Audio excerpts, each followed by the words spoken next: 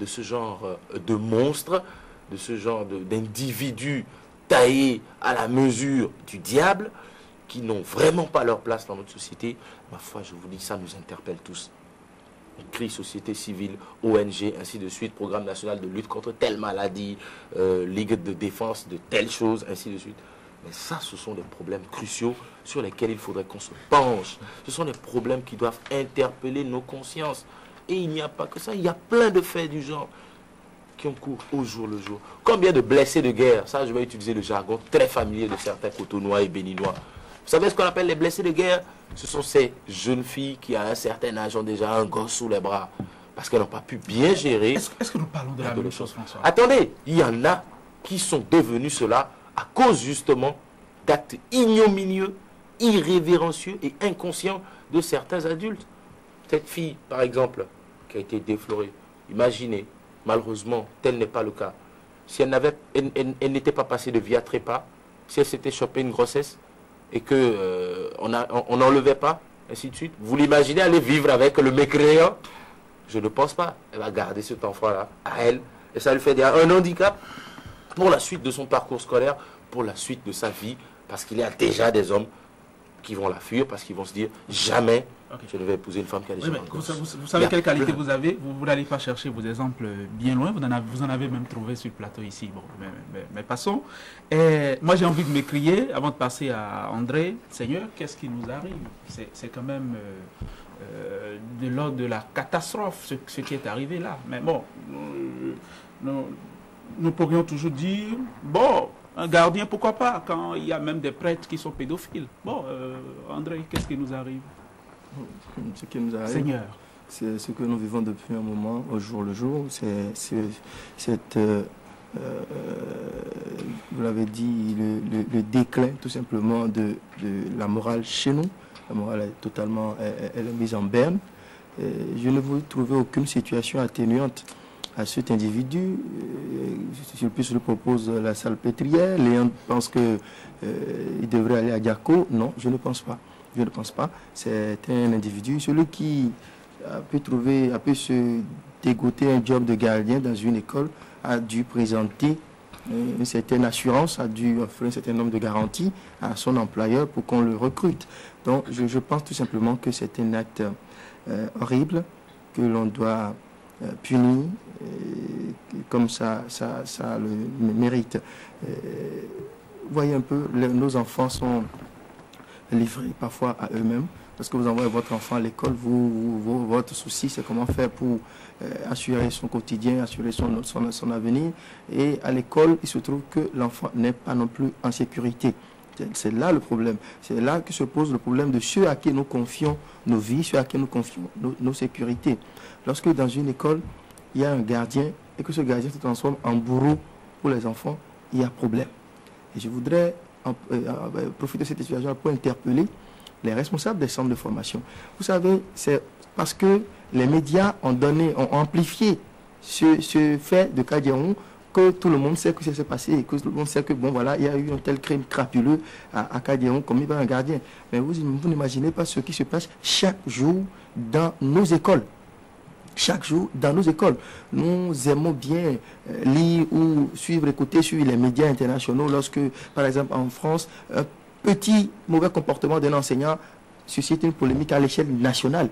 Vous voyez? Et ça contribue à décourager ce genre de choses. Mais ici, c'est quand les médias ont la chance d'avoir l'information qu'ils en parlent. Sinon, on n'en parle pas. Donc, il y a quantité de viols, quantité de violences, de choses horrible qui se passe dans nos écoles, sans que personne, on essaie de régler à l'amiable ou bien voilà, quoi, on s'entend. Surtout que les fondés, les responsables des écoles n'aiment surtout pas qu'on associe les noms de leurs entreprises à ces gens d'actes parce que ça fait une contre-publicité, ça fait une mauvaise publicité. Vous voyez, je ne vais pas vous dire combien de fois nous appelons, vous dire pardon, cette école ne parle pas.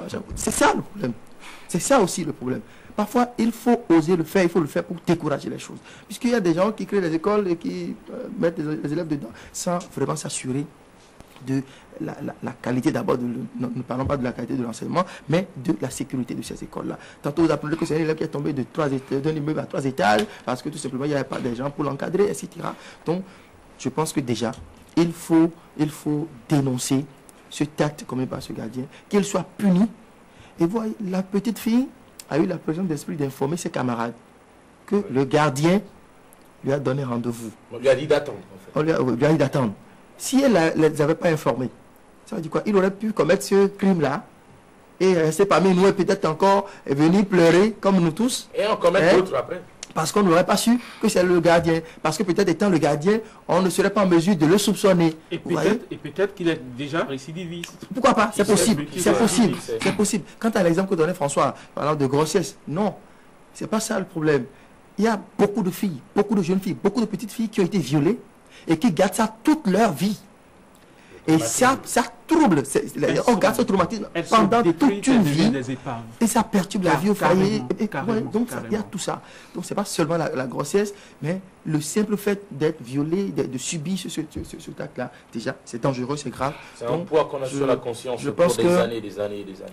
Il y a également, pour finir, Winner, beaucoup de situations qui nous interpellent, qui interpellent nos consciences, qui nous amènent à toucher du doigt l'ampleur aujourd'hui de la perte des valeurs dans notre société, l'ampleur de ce déclin de la morale dont je parlais tout à l'heure. Et apparemment, on ne s'en rend pas encore compte. Oui, mais chers amis, j'ai dit c'est difficile de trouver ces mots pour traiter d'un sujet comme celui-là. Il y en a déjà eu de plus faciles à traiter, en tout cas sur le piste Oscar Baguidi, par rapport aux violeurs et aux meurtriers de Kadiaou. La justice s'épanchera, la justice fera son travail, prendra certainement du temps sans lequel elle se ferait venir populaire justice bananière. Mais précisément, est-ce que ce qui entretient un problème comme celui-là au cœur de la société, ce n'est pas les petits arrangements? Cette fois-ci, ça a fini comme cela, en meurtre. Mais globalement, il y a de petits arrangements en famille, entre petits comités. Est-ce que c'est pas ça, en fait, l'un des maux de notre société, hein? Longue nuit dont nous devons maintenant surgir pour aller à l'air, à la lumière, au soleil. Vous avez raison. Sans doute qu'il y a beaucoup d'arrangements qui ont permis de masquer et même de nettoyer des crimes dans ce pays-là. S'il n'y avait pas mort d'homme, peut-être qu'on ne serait même pas au courant de ce qui s'est passé. C'est parce qu'il y a eu mort, c'est parce que la petite violée est décédée. C'est pour cela peut-être qu'on est au courant de cette affaire-là. Et ça veut dire, je rejoins André et François, que peut-être à la petite semaine, on a ce genre de crimes dans nos établissements, et pas seulement dans nos établissements, dans nos villes, dans nos villages. Et comme il n'y a jamais eu peut-être mort d'homme, l'information est restée entre les quatre murs ou dans le quartier, dans la petite maison, et c'est vraiment grave. Certainement qu'il y a des maîtres d'école qui croient chaque jour s'enticher de petites dans nos cours primaires. C'est pas seulement au collège que ça se passe ou à l'université, parce qu'on en parle beaucoup. C'est vrai que on ne croit pas toujours à cela, que même dans nos cours primaires, il y a de ces instituteurs aussi vicieux qui s'occupent, vous voyez, à s'occuper, bien évidemment, de ces innocentes, des filles de 12 ans, 13 ans, même 11, 10 ans. 11, 10, et parfois, pour ceux qui sont vraiment malades, 9, ça dépend. Et oui. Je dis, mais il y a quand même beaucoup de filles à Cotonou et au Bénin, un peu partout. Il y a des filles. Malgré tout, malgré disparu. Djonké est là aussi. Djonké est là, c'est une institution. Il y a des annexes. Oui. Et on peut se rendre facilement. C'est en corrélation avec ce que François disait tout à l'heure. François dit que cela ne relève pas de la psychiatrie. Quelqu'un comme moi, je pense que ça relève de la psychiatrie. Ce sont des fous, ce sont des malades. Oui, je dis. Vous avez dit névrose. J'ai dit névrose. Oui, peut-être avant André, vous savez, on a du mal à trouver les mots pour expliquer ce qui est grave là.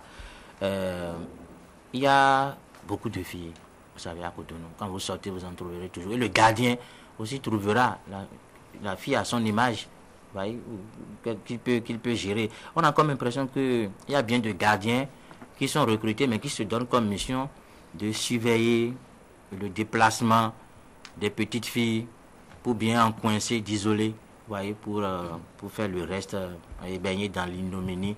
Et je dis c'est extrêmement grave. C'est vrai que bon, on n'a pas toujours, on ne s'autorise pas toujours à dénoncer tout cela en citant les noms de ces établissements. La fois dernière, il y a quelque part où il y a une fillette aussi qui est tombée du 6e étage, je crois, bien André, tout ça. Oui. Mais ça s'est passé comme ça. Hein. On n'en a pas trop parlé. Bon, les images hier étaient vraiment choquantes.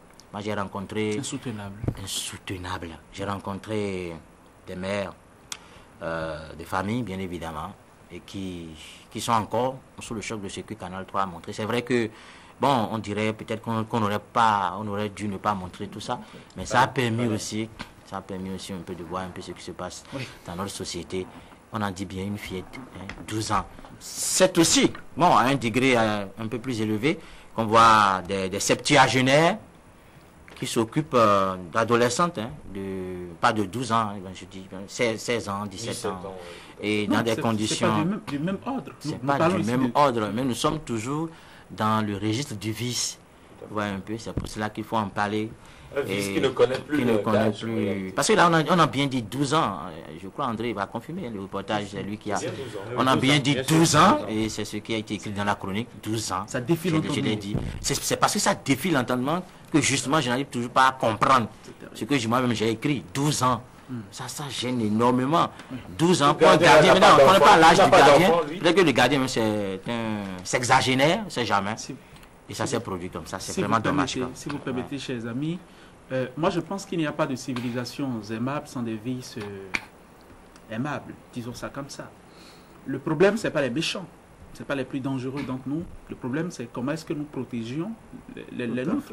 Comment est-ce que nous protégeons nos enfants. Ça me semble important. Et il me semble-t-il culturellement, notre société est propice au crime. À un crime comme le viol. Précisément, moi j'ai vécu une chose dont je ne suis toujours pas guéri. Hier j'ai fait le lien. Un enseignant qui a été accusé de viol d'une gamine. Et il y a eu mobilisation des autres enseignants pour le soutenir alors qu'il était en détention préventive. Ils ont lancé une souscription pour le soutenir. Et cet enseignant, au bout d'un moment, il a été remis en liberté provisoire, sous caution, une chose comme ça. Il est revenu dans une école. Je me dis, il y a trop de laisser aller chez nous. C'est inacceptable. C'est inacceptable parce que de là à ce qu'il reprenne la prochaine fois. Il est revenu pour enseigner quoi? Pour enseigner dans une école. Et quoi? À ce qu'il reprenne la prochaine fois. Il est venu enseigner les vertus. Les vertus précisément, cela fait... Il est venu former d'autres.